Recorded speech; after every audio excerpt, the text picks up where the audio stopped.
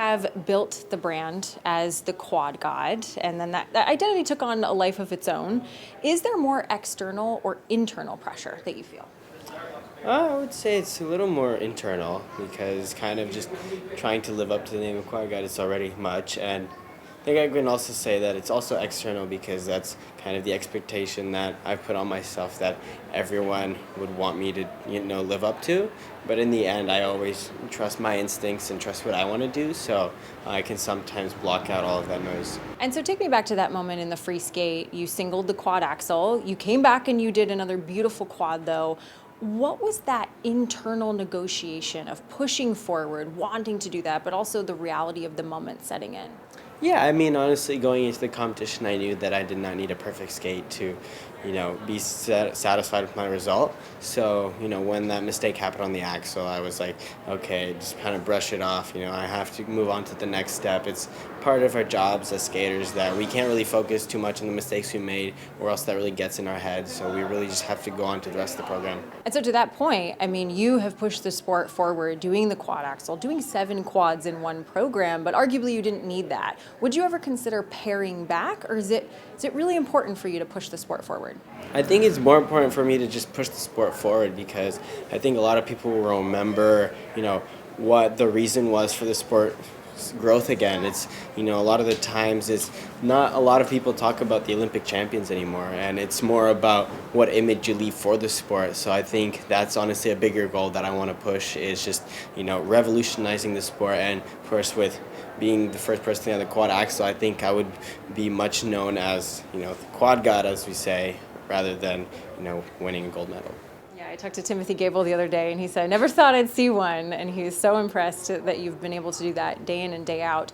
So take me back, though, to the end of the free skate. Obviously, you were very emotional. It's a tough thing to experience. What did that moment teach you, though, that winning never could?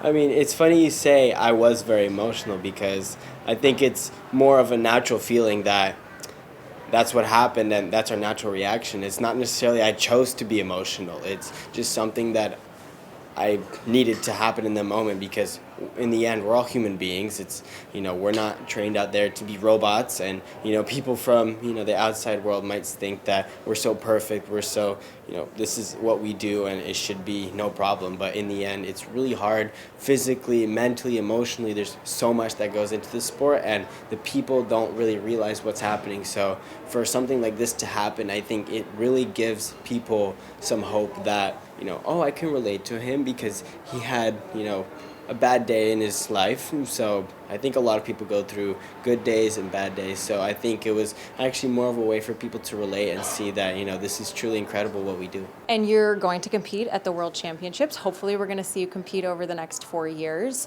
What are you going to do differently to prepare, if at all?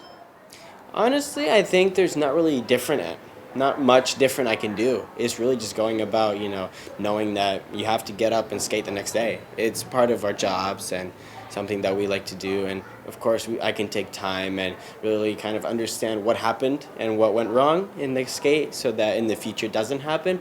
But in the end, I can't really live on it for a long time because it's not worth it. It's in the past. It's already done. So it's always, thinking of the next step into the future. So set it and forget it, kind of. World Championships, is the focus gold or a clean skate? Every competition I go to, my focus is a clean skate. That's no matter what happens or no matter who's there, no matter if there's going to be a person that might be 4 times better than me in anything I do. It's always just to go there, have a successful skate, and skate, just, enjoy the skate. And I really feel like a clean skate for me would make me happy no matter what the result will be. So the ladies are going to skate their long program tomorrow. We saw you in the audience watching them yesterday. What's your message to them as they take the ice?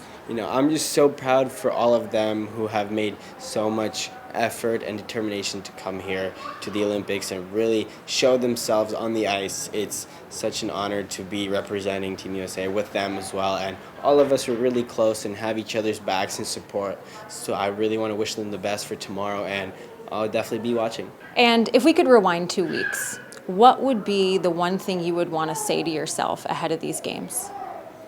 Honestly, just, just be prepared for the worst, because you learn a lot more from failure than you do winning.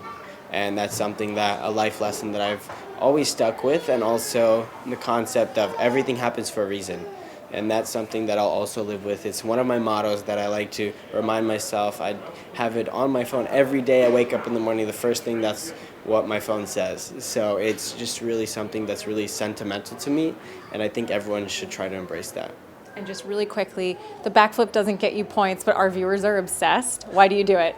It's honestly just a really big wow factor, because it's so different compared to the skating jumps that we do. A lot of the regular audience cannot really understand the difference between a triple and a quad jump, because it happens so fast, and it's just, both of them can look pretty easy for the naked eye for someone who has no experience in skating, but a backflip is something that everyone is very familiar with, the concept, the idea, or even if they have done it before, whether it be on a trampoline, off the ice, or double, or it's something that's just very relatable for everyone. So realizing that people see that and they go, wow.